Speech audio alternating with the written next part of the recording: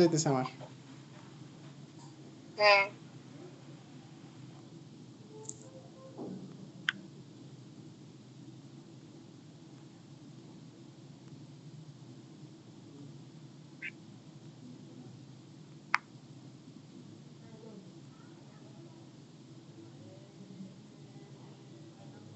তো আমার প্রশ্নটা আসলো লুসি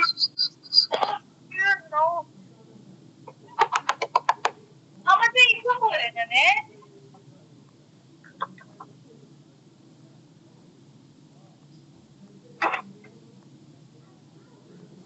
3 নাম্বারটা কি আয়েশা ছিল নাকি? না আমার সাইড আছে ও আচ্ছা। তাহলে এই ইকো করে কার কথা আমার? বাজে লাগে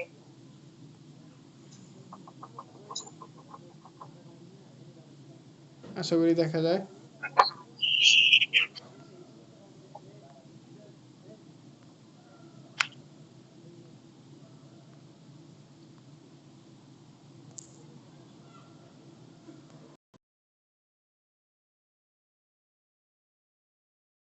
তো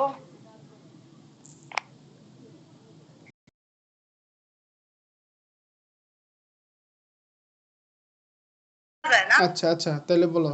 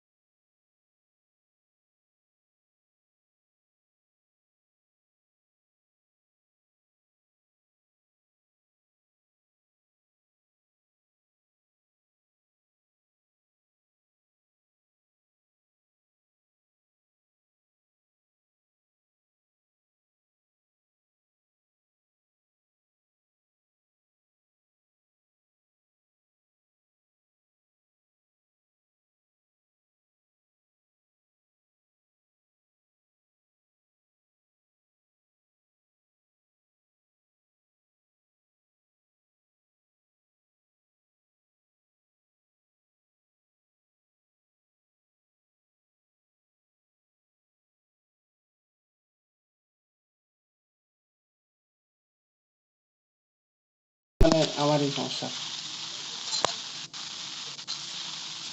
এটা তোমার নিজের সমস্যা, বুঝছো? আমরা বুঝতে কোনো সমস্যা হয় না। আরে আমার ইকো করতেছে আল্লাহ।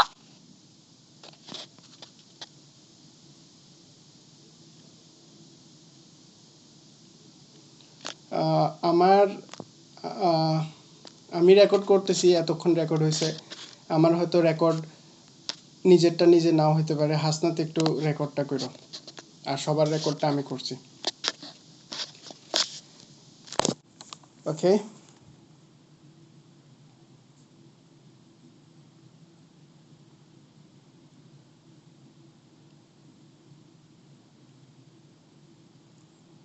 আমার মনে হয় 2 নাম্বারটা ছিল আমার।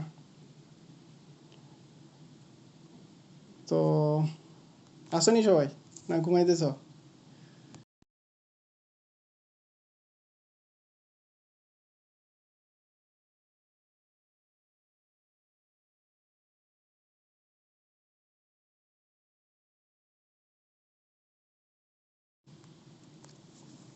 তো তা আমি কিছু জানি না আসলে, সুন্দর করে বুঝাইতে পারতাম না, একটু ট্রাই করি, কারণ এটা ভালো করে পড়ছিও না, ফাঁকিবাজি করছি আজকে। তো প্রশ্নটা হচ্ছে যে, how does Doctor Faustus reflect the Renaissance spirit? Doctor ফোস্টাসের মধ্যে রেনেসান্সের যে স্পিরিট, সেটা কিভাবে রিফ্লেক্টেড হয়, কিভাবে একটা প্রতিফলিত হয়। তো রেনেসান্স সম্পর্কে তো আমরা সেকেন্ডেই পড়ছি হিস্ট্রি অফ ইংলিশ লিটারেচারে। তো এটা সম্পর্কে তো আর আমাদের জানার আর কোনো ইয়া নাই, স্কোপ নাই। যে আমরা তো জানছি যে রেনেসান্স হচ্ছে একটা cultural revival, not just cultural, এটা হচ্ছে লিটারেচারের ক্ষেত্র, আর্টের ক্ষেত্র। তো এটা ধরা হয় যে রেনেসান্সের আগে এবং রিফরমেশনের আগে মোটামুটি ওই পিরিয়ডে, অর্থাৎ মিডিয়েভাল পিরিয়ডে, মধ্যযুগে, ইউরোপে বলা হয় ডার্ক এজ বলা হতো। অনেক হিস্টোরিয়ানরা ডার্ক এজ বলে। ওই ডার্ক এজে কোনো ধরনের সায়েন্টিফিক কোনো গ্রোথ বা হচ্ছে কোনো ডেভেলপমেন্ট বা কোনো সিগনিফিকেন্ট কোনো সোসাইটাল চেঞ্জ এরকম কিছু হয় নাই। শুধু মারামারি, হানাহানি, ক্রুসেড হয়েছে, অনেকগুলা ক্রুসেড তারা করছে, অর্থাৎ ধর্মযুদ্ধ করছে। নিজেদের মধ্যে ক্যাথলিক প্রোটেস্ট্যান্ট মারামারি হয়েছে, এবং হচ্ছে ইভেন মুসলমানদের সাথেও মারামারি হয়েছে। তারা জেরুজালেম দখল করছে, এই সেই, মানে মানে একদম ভয়াবহ একটা চিত্র ইউরোপের আমরা মধ্যযুগে পাই, রেনেসান্সের আগে। তো রেনেসান্স কখন হয়েছিল, যে একটা দুইটা পার্সপেক্টিভ আছে। একটা হচ্ছে যে দীর্ঘদিন ধরে চার্চের যে অত্যাচার, নিপীড়ন, এবং হচ্ছে ধর্মের যে অপব্যবহার, এবং হচ্ছে যে একটা সোসাইটিতে যে একটা অন্ধকারাচ্ছন্ন অবস্থা, এই জিনিসটা থেকে বের হওয়ার জন্য মানুষ আস্তে আস্তে একটা রিভল্ট শুরু করছে, একটা বিদ্রোহ শুরু করছে। তারপর আস্তে আস্তে একটা রিফরমেশনের মধ্য দিয়ে, অর্থাৎ ধর্মের একটা সংস্কারের মাধ্যমে দিয়ে আসছে। এটা একটা। আরেকটা হচ্ছে যে, আরেকটা জিনিস অন্য দিক থেকে, যে 1453 সালে, এটা আমি আগেও বলছিলাম, যে 1453 সালে সুলতান মেহমেদ দ্য সেকেন্ড, কনস্টান্টিনোপল, বর্তমান তুরস্ক, তোমরা যদি মাইন্ড না করো আমি একটু যাই, একটু সিম্পলি জাস্ট একটু আমার মনে হয়েছে যে একটু বলি, তাই কারণে আমি যদি দেখি, কনস্টান্টিনোপল, বর্তমান তুরস্কে অবস্থিত এটা, কনস্টান্টিনোপল। আচ্ছা, সুলতান মেহমেদ দ্য সেকেন্ড, দেখি মেহমেদ দ্য সেকেন্ড। তো এই মেহমেদ দ্য সেকেন্ড জন্মগ্রহণ করছেন 1432, মৃত্যুবরণ করছেন 1483 সালে। তো উনি হচ্ছে একজন তুরস্কের ছিল। উনি হচ্ছে কনস্টান্টিনোপল ছিল খ্রিস্টানদের একটা মানে খুবই ঘাঁটি তৎকালীন সময়। আমাদের যেরকম মক্কা মদিনা, খ্রিস্টানদের হচ্ছে কনস্টান্টিনোপল, অর্থাৎ বর্তমানে ইস্তাম্বুল। তো ওইখানে হচ্ছে ওইটা দখল করছে মুসলিমরা। মেহমেদ দ্য সেকেন্ড 1453 সালে, মাত্র 21 বছর বয়সে। তো এর পরবর্তীতে কি হয়েছে, ওই সময় ইস্তাম্বুলে, অর্থাৎ কনস্টান্টিনোপলে প্রচুর স্কলার ছিল। প্রচুর স্কলাররা, বিভিন্ন গ্রিক, তারপর হচ্ছে ল্যাটিন, তারপর হচ্ছে অনেক জ্ঞান বিজ্ঞানের বই ছিল তাদের কাছে। তারা জ্ঞান বিজ্ঞান চর্চা করতো। তো যখন এটা কনস্টান্টিনোপল অ্যাটাক হলো এবং হচ্ছে এটা ফল হইলো, তখন তারা যত স্কলাররা ছিল, খ্রিস্টান স্কলার বা হচ্ছে যারা অন্যান্য ইয়ে ছিল, তারা সবাই ভেগে গেছে বা হচ্ছে তারা হচ্ছে কনস্টান্টিনোপল থেকে পালায় গেছে। পালায় হচ্ছে তাদের সাথে সাথে যেসব বই টই ছিল, তাদের ক্লাসিক্যাল যেসব বই, অ্যারিস্টটলের বিভিন্ন বই, তারপর হচ্ছে ফিলোসফিক্যাল বই, সায়েন্টিফিক বই, তারা হচ্ছে তাদের সাথে সাথে নিয়ে গেছে। কোথায় নিছে? ইটালিতে নিছে। তো ইটালিতে নেওয়ার পরে তারা ইটালিতে এই জ্ঞান বিজ্ঞানগুলা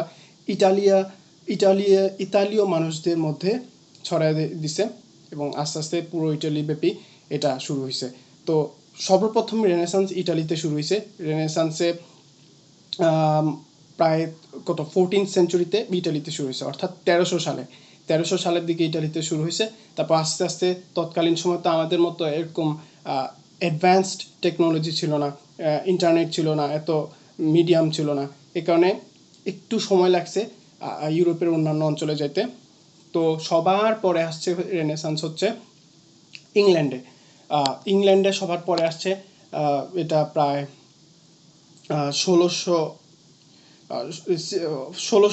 16th সেঞ্চুরিতে, অর্থাৎ 1500 সালের একদম মাঝামাঝি সময়ে তখনের দিকে হচ্ছে রেনেসান্স আসছে।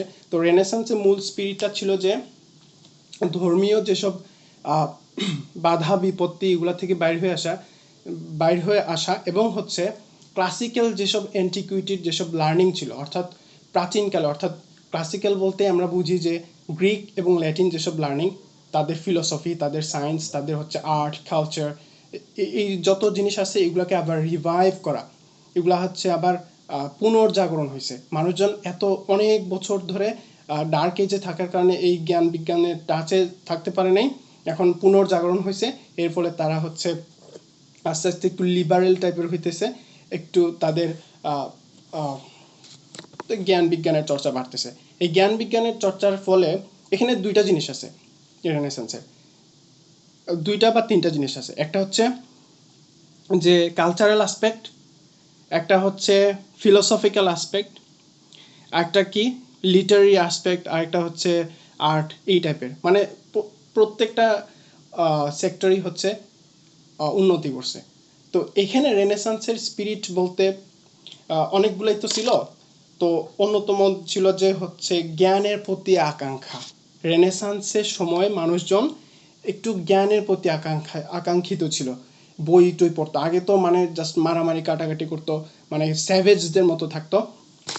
কিন্তু এই সময়ের পর থেকে তারা একটু জ্ঞান বিজ্ঞানের প্রতি একটু ধাবিত হয়েছে, একটু মানে বই পড়া, একটু জাস্ট নিজের জ্ঞান বুদ্ধি বাড়ানোর জন্য একটু একটু মনোযোগ দিছে, এটা একটা। আরেকটা হচ্ছে যে হিউম্যানিজম এবং ইন্ডিভিজুয়ালিজমের দিকে তারা একটু মনোযোগ দিছে। হিউম্যানিজম মানে কি? আমরা তো জানি, আমরা সেকেন্ড ইয়ারেও পড়ছি history of English literature. Humanism এটা একটা ফিলোসফি টাইপের, এটা হচ্ছে একটা ফান্ডামেন্টাল ফিলোসফি রেনেসান্সের।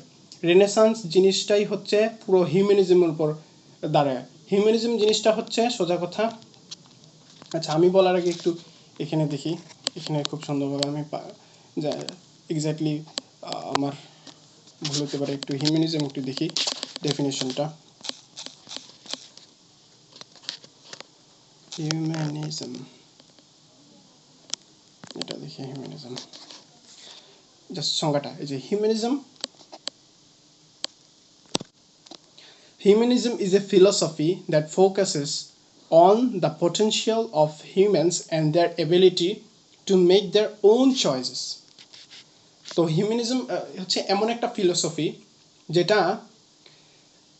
ধর্ম থেকেও বা হচ্ছে ডিভাইন বা হচ্ছে অলৌকিক জিনিসপত্র থেকেও বেশি ফোকাস করে হচ্ছে মানব কেন্দ্রিক জিনিসপত্র। নাম শুনেই তো আমরা বুঝতে পারতেছি হিউম্যানিজম, অর্থাৎ মানবতাবাদ বর্তমানে যেগুলো আমরা দেখতেছি। তো মানুষের ইন্টারেস্ট, কিভাবে মানুষের পটেনশিয়াল অর্থাৎ দক্ষতা, তার জ্ঞান বুদ্ধি কাজে লাগানো যায়, কিভাবে মানুষের উন্নতি করা যায়, কিভাবে মানুষ তার নিজস্ব চয়েস বা ওন চয়েস নিতে পারে, এই মানব কেন্দ্রিক চিন্তা ভাবনা হচ্ছে হিউম্যানিজম। তো রেনেসান্সের অন্যতম একটা বৈশিষ্ট্য ছিল হিউম্যানিজম। অ্যান্ড ইন্ডিভিজুয়ালিজম কি? ইন্ডিভিজুয়ালিজমও ওই হিউম্যানিজম থেকেই ডিরাইভড হয়েছে। ইন্ডিভিজুয়াল মানে হচ্ছে যে যার মতো থাকবে, ব্যক্তি স্বাধীনতা টাইপের, আমি আমার মতো থাকবো, আমার একটা ব্যক্তিত্ব আছে, আমি যা ইচ্ছা তা করবো, freedom of speech, freedom of expression, freedom of thought. এই যে আমরা বর্তমানে যেসব যে মতবাদগুলো শুনতেছি, এগুলো হচ্ছে ওইখান থেকেই আসা আর কি। তো এই সবগুলো জিনিস, এবং আরেকটা খুবই গুরুত্বপূর্ণ, দ্য ইকারিয়ান ফল। আমরা তো পড়ছিলাম গতদিন যে ইকারুস নামে একজন ব্যক্তির কাহিনী পড়ছিলাম, যে গ্রিক মিথোলজিতে একটা মানুষ আছে, যে সে অনেক প্রাইডের সাথে বা অনেক মানে অ্যাম্বিশাস হওয়ার কারণে হচ্ছে কি, সে উড়তে উড়তে অনেক উপরে উঠে গেছে। তারপর হচ্ছে তার যে একটা পাখা তৈরি করছে মোম দিয়ে, ফেদারগুলো মোম দিয়ে লাগায়া। তো এত উপরে ওঠার কারণে সূর্যের তাপে তার যে ওই পাখাটা বা মোমের তৈরি পাখাটা গলে যায়। তো এই যে মানুষের হাইলি অ্যাম্বিশাস হওয়ার ফলশ্রুতিতে যে একটা পতন হয়, এই পতনটাও কিন্তু রেনেসান্সের একটা স্পিরিট। রেনেসান্সের মানুষ, আমরা কিন্তু পড়ছিলাম যে রেনেসান্সের মানুষজন ঠিক আছে জ্ঞান বিজ্ঞানে খুবই অ্যাডভান্সড হয়েছে, কিন্তু তাদের ক্ষেত্রে ডিপ্রেশন, অ্যাংজাইটি এবং হচ্ছে ফল, একটা কি বলে ডাউনফল আমরা লক্ষ্য করছি। যেমন হচ্ছে আমরা কবিতাগুলো কিন্তু পড়ছিলাম, লন্ডন কবিতা পড়ছিলাম, যে মানুষজনের কি একটা অবস্থা। লন্ডন লন্ডন স্ট্রিটে কবি হাইটা যেতেছে, কিন্তু দেখতেছে যে কারো মুখে কোনো শান্তির ছাপ নাই, কোনো সবাই অখুশি। তারপর হচ্ছে আরো কত ধরনের সমস্যা, সমাজে বিশৃঙ্খলা। তো এই জিনিসগুলোই হচ্ছে, এই সবগুলো রেনেসান্সের স্পিরিট, ভালো ভালো ভালো দিক, খারাপ দিক, এই সবগুলো হচ্ছে আমরা ডক্টর ফস্টাসের ক্যারেক্টারের মধ্যে পাই, বা তার ক্যারেক্টারের মধ্যে রিফ্লেক্টেড হয়। তো এখন আর বেশি বকবক না করে জাস্ট ইয়েতে চলে যাই। তো doctor Faustus is a quintessential Renaissance play reflecting the era's intellectual curiosity, its break from medieval scholasticism, and the dangers of unrestrained ambition. এখানে হচ্ছে বলছে যে রেনেসান্সের প্লেগুলোর মধ্যে অন্যতম প্রধানতম একটা প্লে হচ্ছে ডক্টর ফস্টাস। এটার মাধ্যমে হচ্ছে তৎকালীন সময় রেনেসান্সের মানুষজনের যে ইন্টেলেকচুয়াল কিউরিসিটি, অর্থাৎ যে একটু মানে জানার আকাঙ্ক্ষা, জ্ঞান বুদ্ধির প্রতি ইন্টেলেকচুয়াল যে একটা কিউরিসিটি, একটা আকাঙ্ক্ষা, একটা অ্যাসপিরেশন, এই জিনিসটা ফুটে উঠছে। এটা একটা জিনিস। আরেকটা হচ্ছে ইটস ব্রেক ফ্রম মেডিয়েভাল স্কলাস্টিসিজম, অর্থাৎ রেনেসান্সের ঠিক আগের যে এজ ছিল, একটু মিডিয়েভাল এজ, যেটা মধ্যযুগের যে স্কলাস্টিসিজম মানে এখানে মূলত বোঝানো হয়েছে যে একটু ন্যারো মাইন্ডেড টাইপের। স্কলাস্টিসিজমে একটু ডিফারেন্ট মিনিং আছে, তবে এই কনটেক্সটে আমার কাছে যেটা মনে হচ্ছে একটু ন্যারো মাইন্ডেড বোঝানো হয়েছে, অর্থাৎ আচ্ছা তারপরে এটা একটু দেখি। স্কলাস্টিসিজম copy.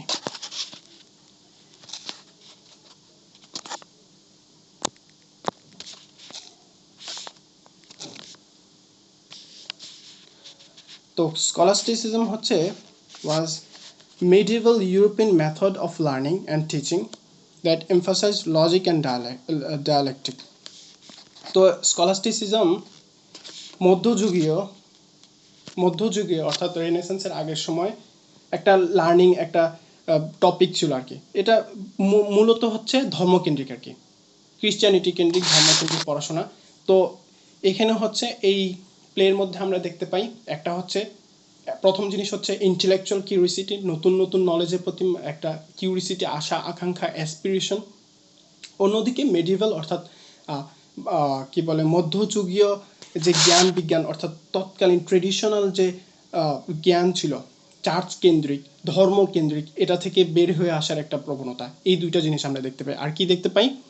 And dangers of আনরিস্ট্রেইনড ambition, অর্থাৎ মানুষের যে অ্যাম্বিশন থাকা ভালো, তবে যে আনরিস্ট্রেইনড অর্থাৎ অপ্রতিরোধ্য অ্যাম্বিশনের যে ফলাফল, ডেঞ্জার, একটা বিপজ্জনক অবস্থা, এই তিনটা জিনিস হচ্ছে মূলত এখানে ফুটে উঠছে। একটা কি জিনিস, আমি একটু মাপ চেয়ে নিতেছি সবার কাছে, একটু বেশি কথাবার্তা বলতেছি, তো আবার একটু রিপিট করি। একটা হচ্ছে ইন্টেলেকচুয়াল কিউরিসিটি, একটা হচ্ছে মেডিয়েভাল স্কলাস্টিসিজম থেকে বের হয়ে আসা, আর একটা হচ্ছে যে অ্যাম্বিশন, প্রচুর অ্যাম্বিশনের ফলে যে একটা ফল হয়, ডাউনফল হয়, এই তিনটা জিনিস হচ্ছে মূল কথা। Faustus represents the ideal Renaissance man, ambitious, skeptical of traditional authorities, and eager to unlock the mysteries of the universe. আচ্ছা, তো রেনেসান্সের সময় মানুষদের একটা আদর্শ বৈশিষ্ট্য আমরা হচ্ছে ডক্টর ফস্টাসের ক্যারেক্টারের মধ্যে পাই। কি পাই? সে হচ্ছে খুবই অ্যাম্বিশিয়াস মানুষ, এটা একটা ক্যারেক্টার পাই। আমরা একটু খুবই মনোযোগের সাথে দেখি, আমরা একটু মনোযোগ দিই। অ্যাম্বিশিয়াস, স্ক্যাপটিক্যাল অফ ট্রেডিশনাল অথরিটিস, অর্থাৎ ট্রেডিশনাল গতানুগতিক যেসব সমাজে প্রচলিত যেসব অথরিটি আছে, যেমন হচ্ছে চার্চ অথবা রাজা, এদের সম্পর্কে, অথবা হচ্ছে ধর্মীয় গ্রন্থ অথবা ধর্মীয় কোনো প্রথা, কোনো প্রচার প্রসারণা, এগুলোর প্রতি যে স্ক্যাপটিক্যাল মনোভাব, অর্থাৎ একটু দ্বিধাগ্রস্ত, ডাউটফুল মনোভাব নিয়ে এগুলোকে দেখা, এগুলো একটা।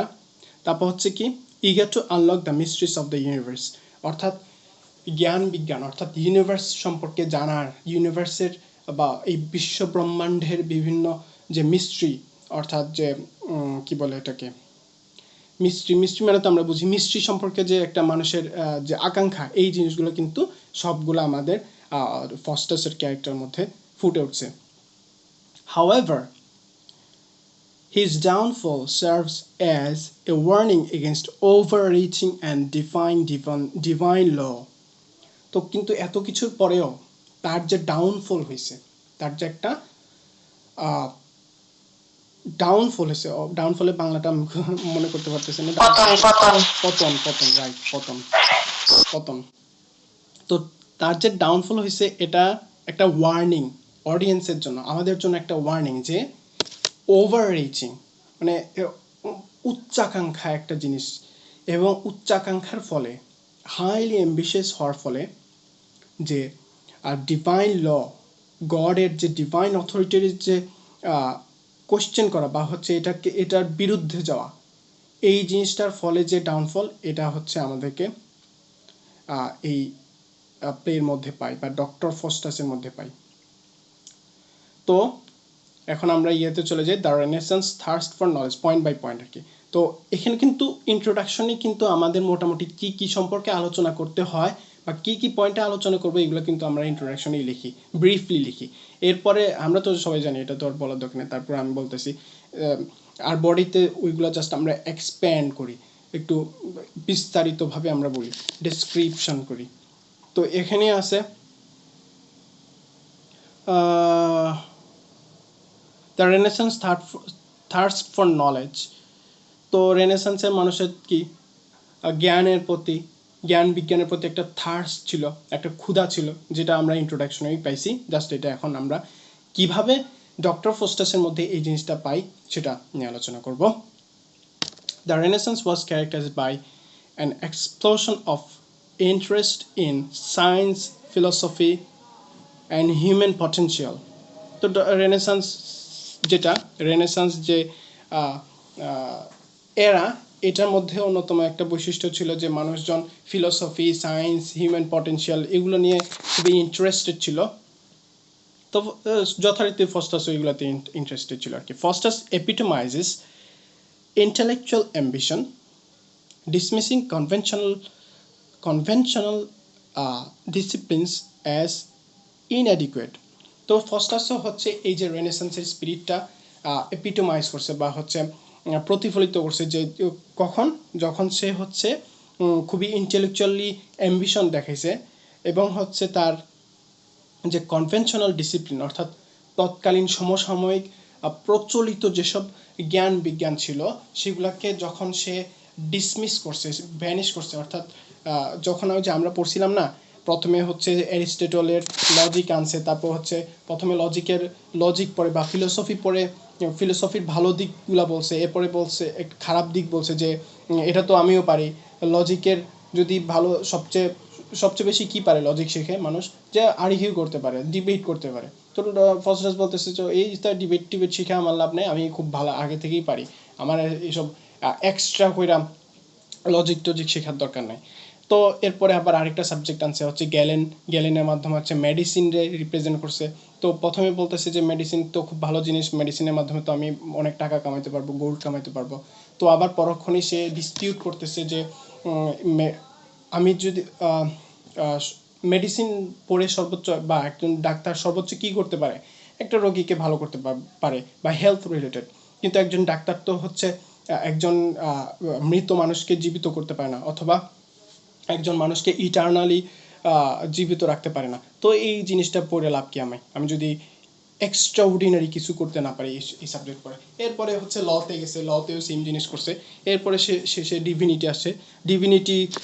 ডিভিনিটি যখন আসছে, ডিভিনিটি এরপরে হচ্ছে বাইবেলের একটা উক্তি কোট করছে যে হচ্ছে এভরি ম্যান ইজ সিনার, মানে সবাই হচ্ছে সিনার, এবং হচ্ছে সিনের অবিসম্ভাব্য পরিণতি হচ্ছে ডেথ, অর্থাৎ যারাই সিন করবে, যারাই গুনাহ করবে, এটা হচ্ছে মৃত্যু, গুনার আলটিমেট প্রতিফল হচ্ছে মৃত্যু।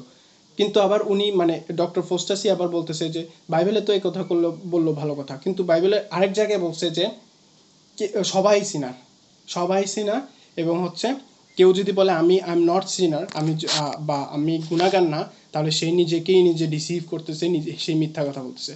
তো এই যে বাইবেলের যে স্ববিরোধী কথাবার্তা, কন্ট্রাডিক্টরি কথাবার্তা, এটা সে তুলে ধরছে এবং বলছে দাউদ এটা কি ধরনের ডক্ট্রিন।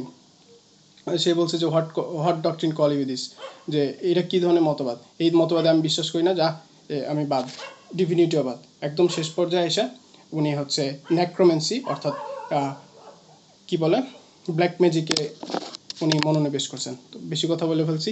তো মানে এই যে এখানে বলছে যে ট্রেডিশনাল যেসব ডিসিপ্লিন এগুলো ডিসমেন্টেল করছে।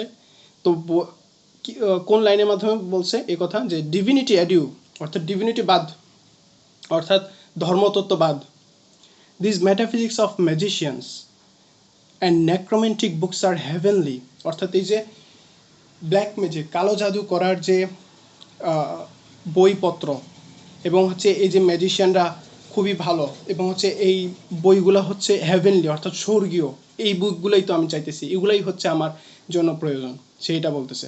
মানে কি, তার নলেজের প্রতি একটা থার্স্ট আছে, যদিও এটা নেগেটিভ নলেজের প্রতি থার্স্ট বা হচ্ছে ক্ষুধার্থ বা হচ্ছে আকাঙ্ক্ষা, তারপরে আমরা বলতে পারি একটা নলেজের প্রতি তার একটা আকাঙ্ক্ষা, এগুলোর মধ্যে আমরা দেখতে পাইছি।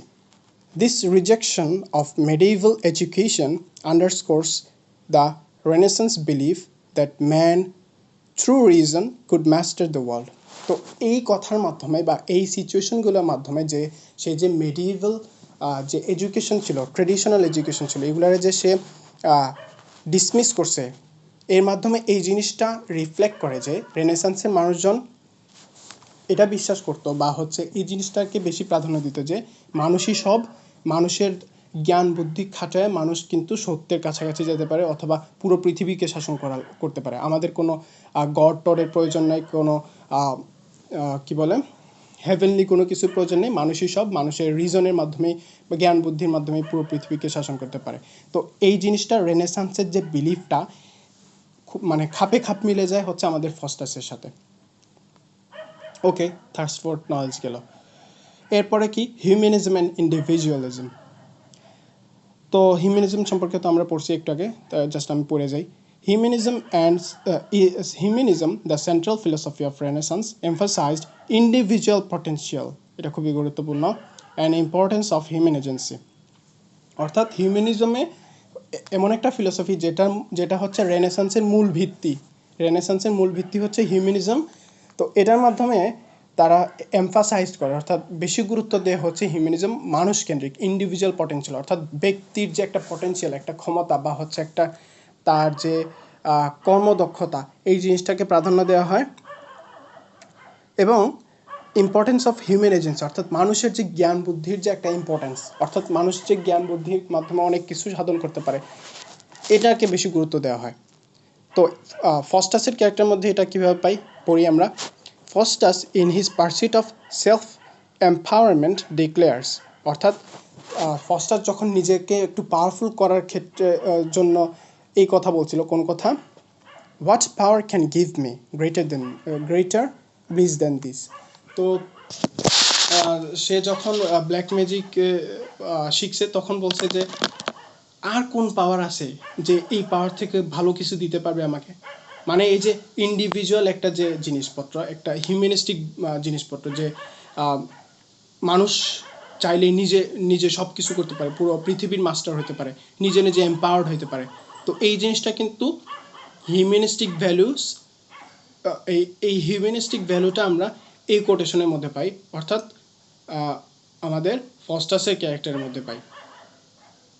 However, যাই হোক, Marlowe tempers his humanist optimism with a moral lesson. Unchecked ambition can lead to self-destruction. তো যদিও মানে এখানে হিউম্যানিস্টিক একটা ভ্যালু দেখাইছে, তবে এখানে একটা ডিফেক্ট দেখা গেছে হিউম্যানিস্টিক ভ্যালুর, যে সে এখানে একটা মোরাল লেসনও আমরা পাইছি ফস্টাসের ক্যারেক্টারের মাধ্যমে, যে আনচেকড অ্যাম্বিশন, অর্থাৎ মানে যেই অ্যাম্বিশনটা চেকড না, অর্থাৎ মানে যেটা বেশি অতিরিক্ত অ্যাম্বিশনের কারণে সেলফ ডিস্ট্রাকশন, অর্থাৎ নিজের ক্ষতি নিজেই হয়। তো যদিও এখানে আমি একটু ইয়ে করি, আমার একটু করতেছে, বলো। মানে এটা যে হ্যাঁ আনচেক বা কিছু একটা বলছে, এটা দিয়ে বুঝেছে যে ওটা ফলাফল বা এটার শেষ পরিণতি কি হইতে পারে এটা না জানাই ও এই পদক্ষেপ নিয়েছিল আর নিজের ধ্বংসের পথে ঠেলে দিয়েছিল। রাইট। ওকে, আনচেকড অ্যাম্বিশন অর্থাৎ তার যে ফলাফল কি হতে পারে অ্যাম্বিশনের, এত হাইলি অ্যাম্বিশিয়াস হওয়ার ফলে, তো এটা না জানে যে কাজ করছে, এর ফলশ্রুতিতে তার কি একটা সেলফ ডিস্ট্রাকশন হয়েছে, নিজের ক্ষতি নিজেই করছে, নিজের পায়ে নিজেই কুড়াল মারছে। তারপর হচ্ছে the conflict between science and religion, এটা খুবই গুরুত্বপূর্ণ। যে আমাদের রেনেসান্সের সময় কি তৎকালীন সময় তো জ্ঞান বিজ্ঞানের একটা প্রচার প্রসার হইতেছে, ফলে কি অবশ্যই সায়েন্স এবং রিলিজনের প্রতি একটা কনফ্লিক্ট শুরু হয়েছে। যদিও এই কনফ্লিক্টটা কিন্তু আস্তে আস্তে বাড়তে ভিক্টোরিয়ান এজে গিয়ে সর্বোচ্চ হয়েছে, কিন্তু এই জিনিসটা conflict between science and religion এটা কিন্তু রেনেসান্সের সময় থেকে মোটামুটি প্রকট হইতেছিল। তো এই জিনিসটা কিন্তু আমরা এই ফস্টাসের ক্যারেক্টারের মধ্যেও পাই। কি পাই, যে Faustus's tragic end highlights the limits of human knowledge and the Renaissance debate over the role of science and religion. তো এই যে ফস্টাসের যে মানে অতিরিক্ত জ্ঞান অর্জনের যে একটা আকাঙ্ক্ষা, সায়েন্স সব কিছু জানার যে আকাঙ্ক্ষা, এটার ফলে যে তার একটা ট্র্যাজিক এন্ড হয়েছে, এই জিনিসটা হাইলাইট করে যে মানুষের জ্ঞান বিজ্ঞান চর্চারও কিন্তু একটা লিমিট আছে, লিমিট ক্রস করা উচিত না। লিমিট ক্রস করলেই হচ্ছে বেশি জানতে গেলে, আনসিন সম্পর্কে জানতে গেলে, বেশি চ্যালেঞ্জ নিলে গডের সাথে একটা ট্র্যাজিক ফল হয়। এবং হচ্ছে এটা রেনেসান্সের সময় যে সায়েন্স অ্যান্ড রিলিজনের যে একটা ডিবেট ছিল ওইটাকে হাইলাইট করে। এরপরে হচ্ছে his desire to understand the secrets of the cosmos. এই যে তৎকালীন সময় কি মানুষের বিজ্ঞানের নানা বিষয় সম্পর্কে জানার একটা আকাঙ্ক্ষা ছিল। তো এই জিনিসটা কিন্তু আমরা ফস্টাস যখন এই কোটেশনটা দিছে, এই কোটেশনের মাধ্যমে আমরা পাই। কি quotation? I'll have them fly to India for gold, ransack the ocean for orient pearl. তো সে বলতেছিল মানে তখন কিন্তু মানে সে এখনো সে নেক্রোমেন্টিক পাওয়ারটা আসে নাই, ব্ল্যাক ম্যাজিক তখনও শুরু করে নাই। তো আগে ভাবতেছে যে আমি যখন ব্ল্যাক ম্যাজিক করবো তাহলে আমি ডেভিলদেরকে ইন্ডিয়া পাঠিয়ে দিব, ইন্ডিয়া মানে হচ্ছে ওই জিন টিনদেরকে আমি ইন্ডিয়া পাঠিয়ে দিব, ওইখান থেকে গোল্ড টোল আনবে আমার জন্য, স্বর্ণ টন্য আনবে, এবং হচ্ছে আমি তাদেরকে সমুদ্রে পাঠিয়ে দিব, সমুদ্রের অতল গভীরে কি আমি কি করব, ওই যে ওরিয়েন্ট পার্ল অর্থাৎ মণিমুক্তা নিয়ে আসবো, অনেকটা সুলাইমান আলাইহিস সালামের কাহিনীর মতো। তো এই জিনিসটা সে বলছে আর কি, is ultimately futile as he fails to comprehend the spiritual consequences of his action. তো সে মানে এই জিনিসটাই বুঝতেই পারে নাই যে এত অ্যাম্বিশিয়াস জিনিসপত্র, এত মিস্ট্রি সম্পর্কে জানার, যে সায়েন্স সম্পর্কে জানার যে এত আগ্রহ, এটার যে স্পিরিচুয়াল কনসিকুয়েন্স হবে তার, সেটা সম্পর্কে তার জানা ছিল না। এবং শেষ পয়েন্ট হচ্ছে ইকারিয়ান ফল, দ্য ইকারিয়ান ফল। ইকারিয়ান ফল সম্পর্কে আমরা তো জানি, ইকারুস সম্পর্কে আমরা একটু আগেই বলছি। তো ইকারিয়ান ফল অর্থাৎ ইকারুসের মতো যে তার একটা ফল হয়েছে, এই জিনিসটাও একটা গুরুত্বপূর্ণ পয়েন্ট রেনেসান্সের ভ্যালুর মধ্যে, যে হাইলি অ্যাম্বিশিয়াস হইলে টুপ করে নিচে পড়ে যাবা। যেমন হচ্ছে শেখ হাসিনা, অহংকারী মানুষ ছিল, খুবই প্রতাপশালী, নিজের ড্যামিগড মনে করতো, একদম হুবহু আমি মনে শেখ হাসিনার এর মধ্যে এই জিনিসগুলো পাই, যে অহংকারী, খুবই নিজের গড মনে করে, কারো মানে না। তো এর ফলে যে সে মনে করছিল সারা বছর মানে 41 পর্যন্ত সে থেকে যাবে, তার মৃত্যুর আগ পর্যন্ত সে রুল করে যাবে, কিন্তু জাস্ট 36 দিনে তার সব খেল খতম হয়ে গেছে, ইকারিয়ান ফল হয়েছে। তো এই জিনিসটাই হচ্ছে ফস্টাসের মধ্যে হয়েছে, যে ফস্টাসের story is often compared to the myth of Icarus, অর্থাৎ ফস্টাসের যে এই স্টোরিটা প্রায় সময়ই মিথ অফ ইকারুস, অর্থাৎ ইকারুসের যে মিথটা ছিল গ্রিক কি বলে মিথোলজির, সেটার সাথে তুলনা করা হয়। Whose ambition led him to close to the sun resulting in his downfall. অর্থাৎ ওই যে ইকারুসের যে অ্যাম্বিশনের কারণে সে সানের কাছাকাছি, অর্থাৎ কি বলে সূর্যের কাছাকাছি চলে গেছে, এর ফলে তার একটা ডাউনফল হয়েছে এবং হচ্ছে মারা গেছে, যে এই জিনিসটার সাথে তুলনা করা হয়। এরপরে কই, আচ্ছা আমি আমি একটা জিনিস আল্লাহ আমি তো কইতে পারতাম না। আচ্ছা কও কিতা, এটা ইকারাস না নেই, কোনটা? ইকারুস না ইকারাস। হায় রে ভাই, আমি একটা হইলেই হইছে, ইকারুস না ইকারুস। ওকে, লিখতে পারলেই হয়েছে বানানটা। আচ্ছা তারপরেও শিওর হয়নি। ইকারুস, আমি কই ইকারুস, এখন ইকারাস না ইকারুস আল্লাহ জানে প্রনাউন্সিয়েশন। আচ্ছা আমরা একটু ডাউট ক্লিয়ার হইনি। বাংলা উচ্চারণ দেখাইলো তো ইকারুস। আচ্ছা ডাউটটা ক্লিয়ার হয়নি, তারপরেও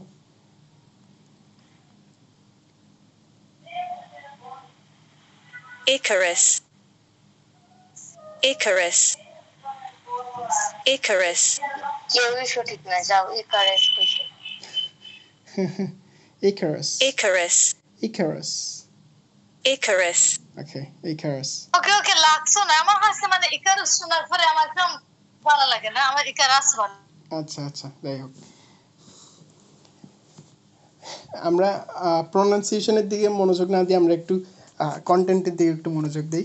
তবে ভালো করছো এই জিনিসটা করে দিছো, আমরা জানলাম নতুন কিছু, প্রনাউন্সিয়েশনটা জানলাম। তবে আমরা প্রনাউন্সিয়েশনের দিকে মনোযোগ না দিয়ে একটু আমরা টেক্সটের দিকে একটু মনোযোগ দিই।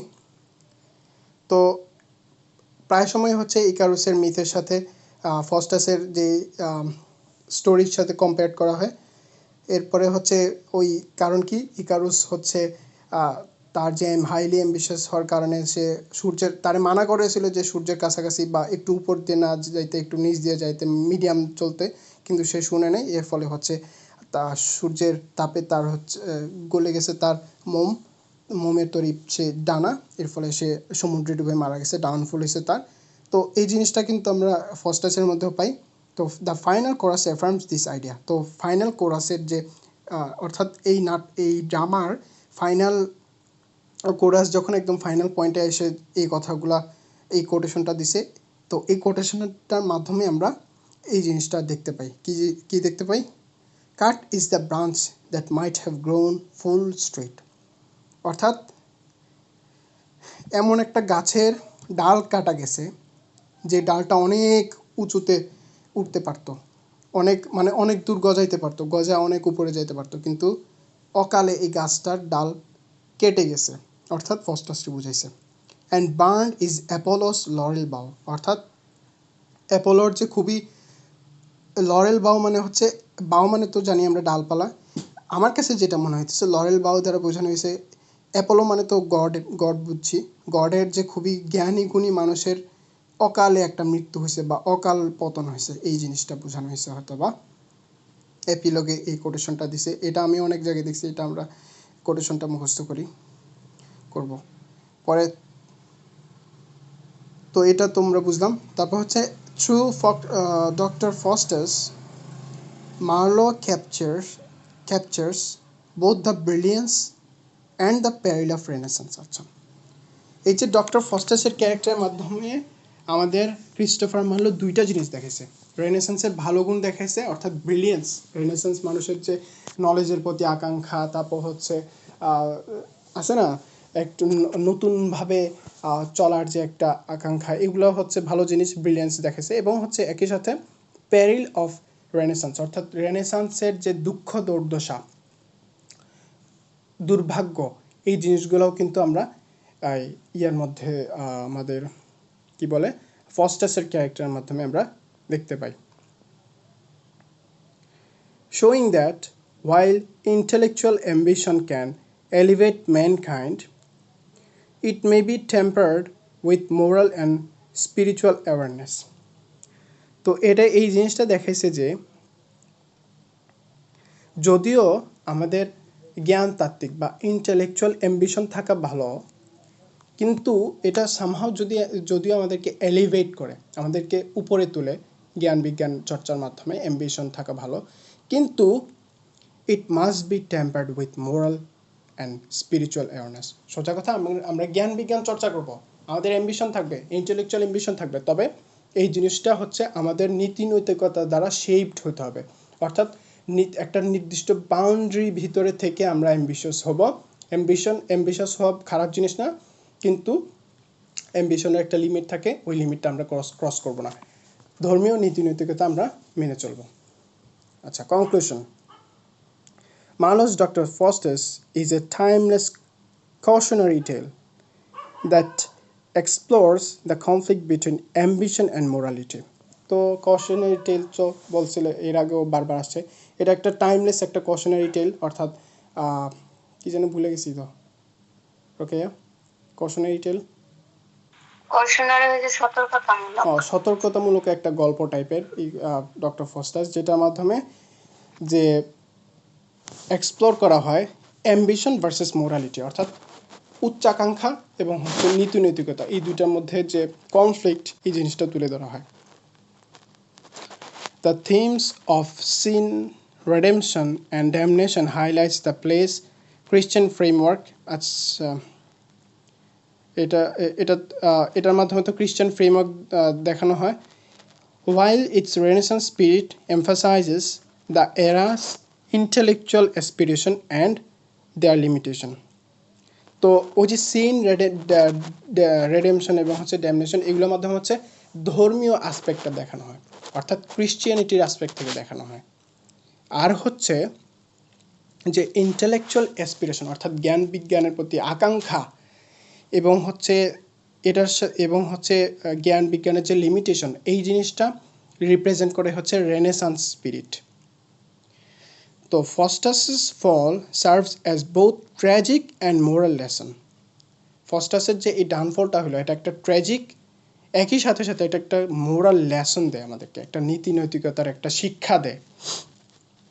ডেমনস্ট্রেটিং দ্যাট নলেজ উইদাউট, এই কোটেশনটা আমার কাছে এত ভালো লাগছে, আমার কাছে মনে হয়েছে যে এটা আমি স্টোরি বা কোনো জায়গায় দিই, আমি দিমু, এটা আমি কপি করবো, এটা খুব ভালো লাগছে। যে demonstrating that knowledge without wisdom and power without humility lead to destruction. অর্থাৎ প্রজ্ঞা ছাড়া নলেজ, প্রজ্ঞাবিহীন নলেজ এবং হিউমিলিটিবিহীন পাওয়ার, অর্থাৎ হিউমিলিটি তো বুঝিয়ে একটু কি বলে, বিনয় ছাড়া পাওয়ার, আর হচ্ছে প্রজ্ঞা ছাড়া জ্ঞান, এই দুইটাই হচ্ছে ডিস্ট্রাকশন, অর্থাৎ ধ্বংসের দিকে নিয়ে যায়, ধাবিত করে।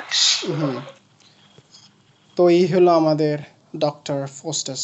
আমি যদি জাস্ট একটু 2 মিনিট একটু সামারি বলি যে রেনেসান্স স্পিরিটটা কি, নলেজের প্রতি থার্স্ট থাকবে, আশা আকাঙ্ক্ষা থাকবে হচ্ছে, এবং হচ্ছে হাইলি অ্যাম্বিশিয়াস হবে, হিউম্যানিস্টিক ভ্যালুজ থাকবে, ইন্ডিভিজুয়ালিজম থাকবে।